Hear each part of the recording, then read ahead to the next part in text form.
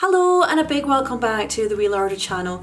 Today I'm going to be making 3 delicious traditional Scottish scone recipes, and I just thought I would put 3 recipes into this video instead of 1, just to give you a variety of the traditional Scottish scone recipes that we have. So the first one is for a treacle scone, and it's actually like a triangular shape. You could do it as a round scone as well, but I like to have them triangular with butter and a drizzle of treacle on top, and it's so delicious. The second recipe I'm going to be making is for traditional Scottish cream scones. Now I've actually made mini versions and I've served them up with whipped cream and strawberry jam, of course. And if you have any jam from the summertime, it's a perfect way to use up your jam in the winter months. It's so nice. And the third scone recipe is for a traditional Scottish oatmeal drop scone, and actually originates from Orkney, this recipe. It's so easy and it's so delicious to make. The drop scones are probably my favourite. They're more like pancakes, and they are so good. And they're really nice with a drizzle of honey on top as well. You can also serve the drop scones with fruit and things as well. So let's get started on our traditional Scottish scone recipes. So for our treacle scones, we're going to need 230 grams of plain flour, 1 teaspoon of baking powder, 1 teaspoon cream of tartar, a pinch of salt, half a teaspoon of cinnamon, half a teaspoon of mixed spice, half a teaspoon of ginger, 1 tablespoon of treacle, 1 tablespoon of soft brown sugar, and 60 grams of butter, and some milk for turning the mixture into a dough. So we're just going to start this recipe by adding all of our flour into the sieve. And we're just going to sieve that through so that we have no lumps in our flour. So it does take a couple of minutes, but it is well worth the effort. So once all of our flour is through the sieve, we're then going to add in our baking powder and our cream of tartar.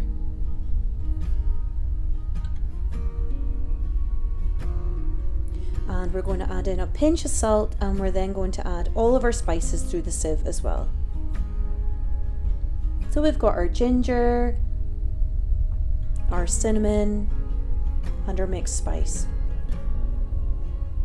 So we're just going to pop all of those through the sieve, and we're going to give those a mix through. Just a good stir, just to ensure that all the spices are evenly distributed. And we're going to add in our sticky treacle.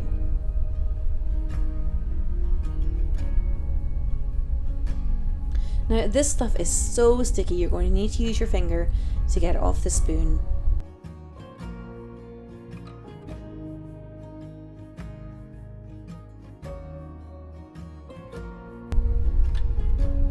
And we're going to pop in our soft brown sugar, and now we're going to add in our butter. So we're just going to give this a good mix through with our hand. You can use an electric mixer if you have one.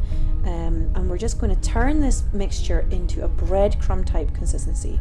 So if you give it a really good mix through for a few minutes with your hands, and then rub the flour and the butter through your fingers so that eventually it does form a breadcrumb type consistency. And there should be no lumps, and everything should be well incorporated together. But it should still be really dry. So we're just going to add in some milk to turn this into a dough. Now there's no specific quantity of milk here. I'm just adding in a dash at a time, moving it around with my hands, and then adding in a little bit more. So we're just going to stir all that together, and a dough should start to form. If you've added in too much milk, just add in a dash more flour. But you should find if you add a little bit of milk in at a time, you'll be able to gauge when enough is enough. So we're looking for quite a stiff dough here. Now I'm just using a butter wrapper to grease my tray here. So we just want to make sure our tray is really well greased, so be generous with your butter on your tray. Now I'm just going to sprinkle some flour onto the chopping board here.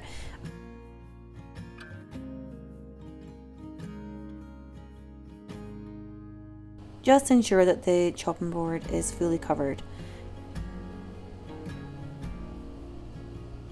So if you take your dough onto the chopping board and just knead it lightly for a couple of minutes,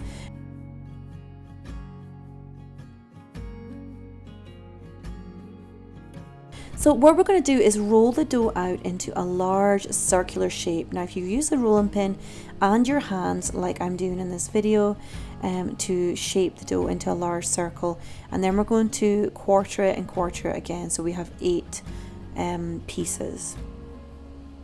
So if you just smooth down your edges with the hand and with your hand, and then we're going to quarter it and quarter it again. So we're just going to pop those onto our baking tray, and we're going to put those in the oven at 160 for about 15 to 20 minutes, but just keep a close eye, have a peek towards the 15-minute mark just to make sure that they're not getting too dark on the top, because you want them quite lightly browned after cooking.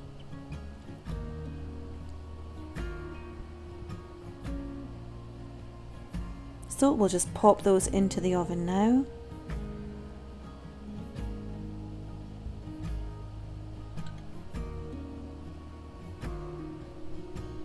And when they are finished cooking, they should have risen and look something like this. Now these are super delicious when you eat them fresh out of the oven, but they are quite doughy fresh out of the oven, so if you leave them for about 5 to 10 minutes to cool down slightly, they are slightly easier to slice.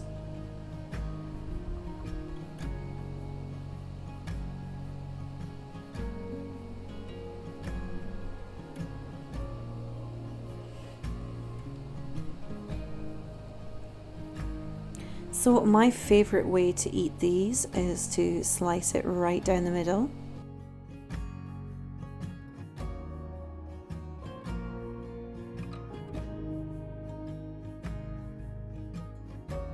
And you can see they are still quite doughy inside because they are fresh out of the oven.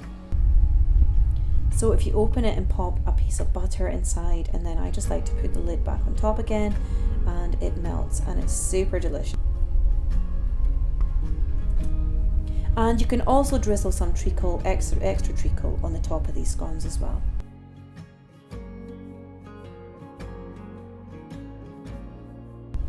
So we're now going to start on our mini cream scones. We're going to need 225 grams of plain flour, 1 teaspoon of cream of tartar, 1 teaspoon of baking powder, 2 teaspoons of caster sugar, pinch of salt, 60 grams of butter, 150 ml of cream, and that's double cream that I've used, and some milk for forming the dough as well. So we're going to start again by sieving our flour into our mixing bowl, and again it does take a couple of minutes, but it is definitely worthwhile doing this for getting all the lumps out of the flour. And we're also going to pop our baking powder and our cream of tartar through there as well.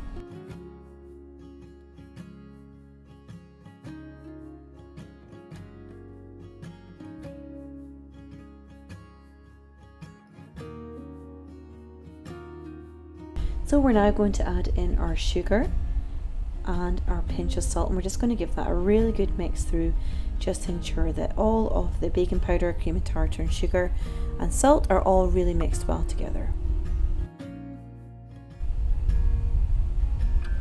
So if we just add in our butter now, and we're just going to do something very similar to the previous scones. We're going to turn it into breadcrumbs by rubbing the butter into our hands. Now I actually use 2 hands, I'm just operating the camera with the other one just to show you with the one hand here, but you're basically just rubbing the flour and the butter together so that the whole bowl resembles breadcrumbs. Now if you just measure up your cream, as I say, I'm actually using double cream.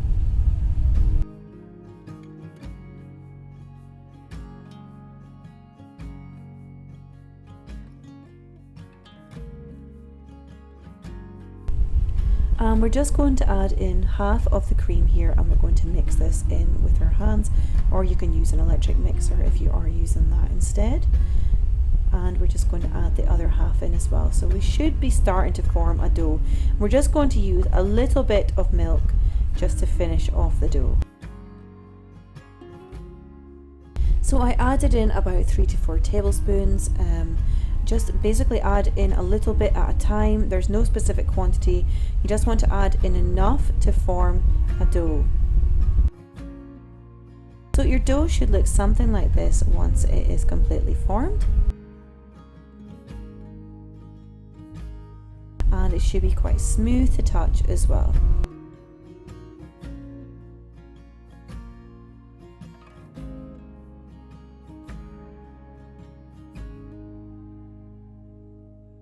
So if you just knead it in your hands for a couple of minutes, and it should be quite smooth. Now we're just going to roll it out onto our chopping board again, so we're going to put some more flour on here. And there's no specific shape for this dough, we're just rolling it out to about 1/2 inch thick so that we can cut our scones out using our cutter.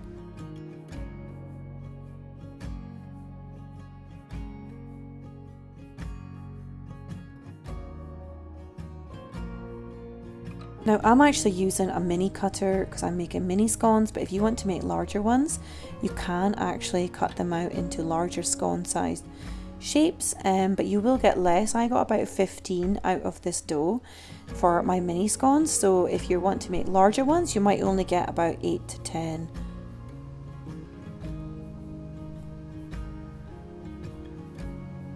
So if you cut out your scones and pop them onto your baking tray, and then we're going to pop them into the oven at 160 for 15 to 20 minutes.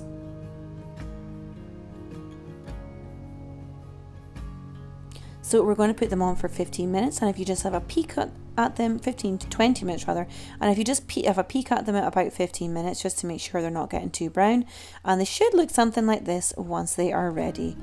Now again, these are super delicious to eat when they're fresh out of the oven. They are quite doughy to cut when they're fresh out of the oven, but they are super delicious. And if you leave them to cool for about 10 minutes, they are a bit easier to slice. So I'm just going to pop the rest of them into the oven here. So they should look something like this when they are cooked. Now these are quite doughy inside because they are literally fresh out of the oven. I do like to leave them to cool a bit, and they're quite soft to the touch as well and spongy, and they do have a bit of bounce about them. So I'm just whipping up some double cream to serve with these scones because I can't think of anything better than raspberry jam and double cream, or even strawberry jam. And I've whipped this up, and I actually added in a dash of vanilla as well. Now I don't have the double cream and jam in the ingredients section. You can add whatever you like into these scones, but it's just what I've decided to go with here. So I'm popping on a spoon of raspberry jam and a spoon of double cream. What a treat. These are so delicious.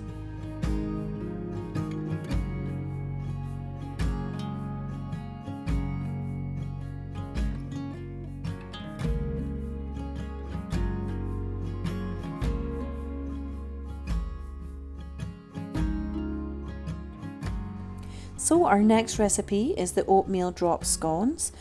For this recipe we're going to need 100 grams of plain flour, half a teaspoon of baking powder, half a teaspoon of cream of tartar, 1 tablespoon of syrup, 1 tablespoon of sugar, 1 egg and 2 tablespoons of oats. So these are the scones that are more like a thick pancake. We're just going to start by adding in all of our flour into the sieve again. Now I'm actually just using the same bowl that I used for the previous scones, so it's not a dirty bowl. I just made all the scones in one go for this video.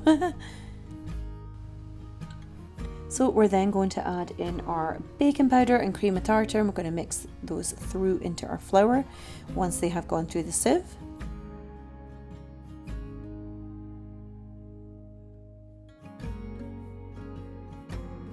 I'm going to add in our oats now as well, and if you just give those a really good mix through.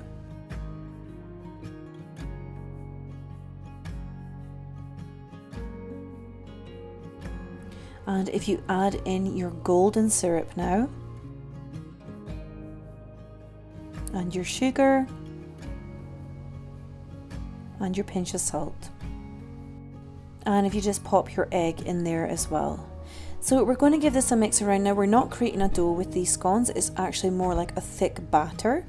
So we're just going to give that a really good mix through with a spoon, or you can get stuck right in there with your hands if you want to as well.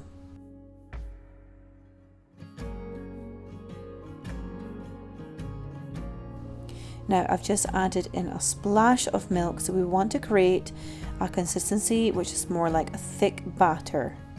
Now this doesn't make many drop scones, it's probably about 5 medium-sized scones. You could make them slightly smaller, or you could double the recipe and make more if you like as well.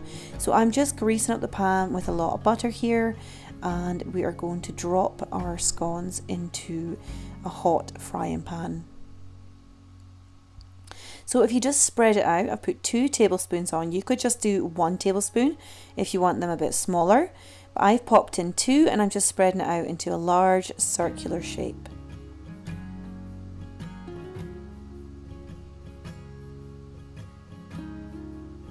So we're going to cook them on a medium heat for about 3 to 5 minutes until you start to see bubbles popping through, and then we're going to flip these over.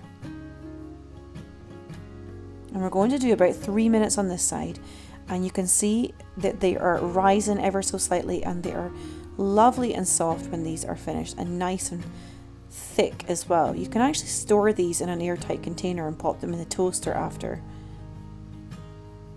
So if you need some more butter, add butter between adding your scones into the pan, and we're just going to go in again with another 2 tablespoons. But as I said before, if you want them a little bit smaller, you could add in 1 tablespoon. And again, we're just going to flip those over. Now these are delicious, served with a drizzle of honey and some chopped up fruit, maybe with a little bit of cream and nuts, or even some yogurt and fruit and nuts as well. They are so delicious, and the kids absolutely love these. So I hope you enjoyed these recipes. I'm sure you'll agree they were super easy to make. All of the recipes are available over on my website, enjoeyd.com, and you can print out the recipe instructions and ingredients from there as well.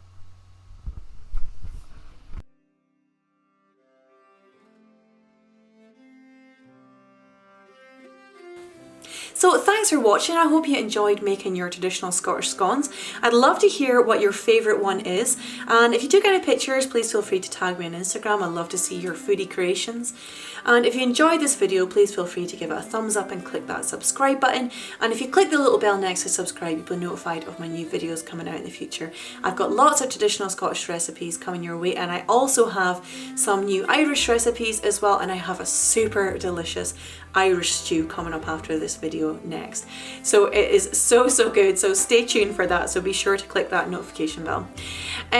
If you also like traditional Scottish recipes, you can pop over to my website and get a copy of my free traditional Scottish cookbook, which has 10 of my favourite Scottish recipes in it, and it's completely free. Just have to pop in your email and it'll be sent to your inbox. So thanks again for watching, guys. Take care, and I hope to see you all again soon. Lots of love. Bye bye.